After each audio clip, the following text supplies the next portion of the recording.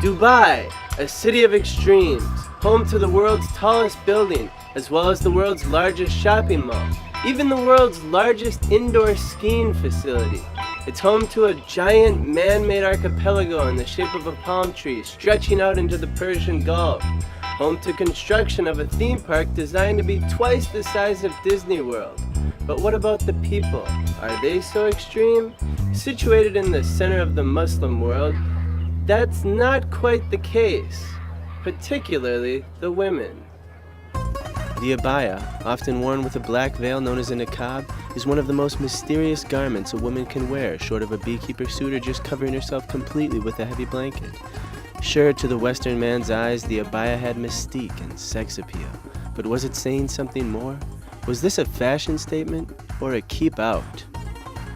I got in touch with some of my friends who knew the culture better than I did to start gathering some answers. Thank you for being here, Imran. Always a pleasure. Very good to have you. Maybe in the light, shake up the light. Thanks for being here with me. Thanks. I just recorded also. Yes. Just recorded? Yes. Why you recorded? I'm hoping that you could help me. I'm having a problem. I want to know how I can approach Muslim women. I see somebody on the street, for example, a girl. We meet eyes. How would I go about approaching her? Approaching a woman who is a Muslim. And from the local region or from yes, any other place? let's say she's wearing an abaya and I see her and I see the eyes. What do I say? Allah, it depends on your personality. So how do you read me? Approachable? You?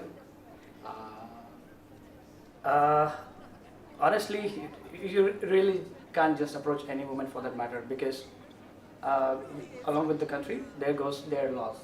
So at least for Dubai, you always have to restrict yourself in doing that because none of the women really appreciate you walking up to them and wanting to start off a conversation.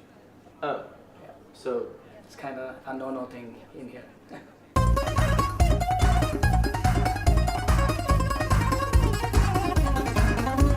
Conversation starters would be pretty much, there would be none. None. Don't start it. Definitely none.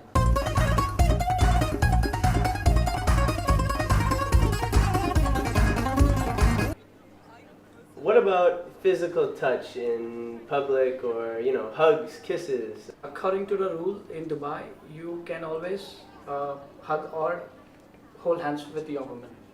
But anything apart from that is totally restricted.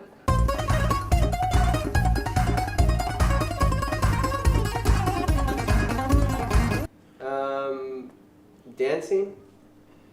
Dancing with the woman who's wearing a abaya? Definitely no, because first of all, the girl wouldn't go for it. Definitely not. How could someone be two-faced, like wearing an abaya on one hand and the other hand she's walking into a club? It's like a nun wearing her traditional costume and walking into a bar. Have you ever seen something strange like that? Only in the movies. Of course not, right? Sister Act. Whoopi Goldberg.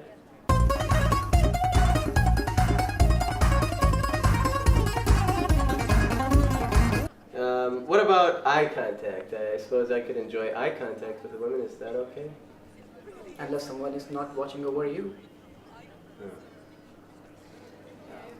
Actually, I don't think that I'm the right person that I can explain that to you.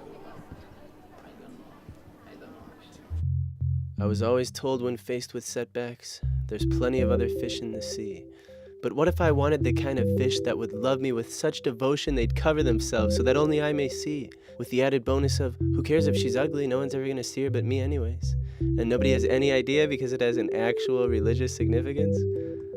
What if I wanted one of these secretive women from the UAE? And then it occurred to me, true love is selfless, it is prepared to sacrifice. And I had my answer, marriage. It was to be marriage that would finally get me what I sought. But I must tell you one other thing about UAE, for that matter. None of the Emirati women can actually marry a person who is from abroad. If they do so, which is unlikely to happen, they lose their nationality.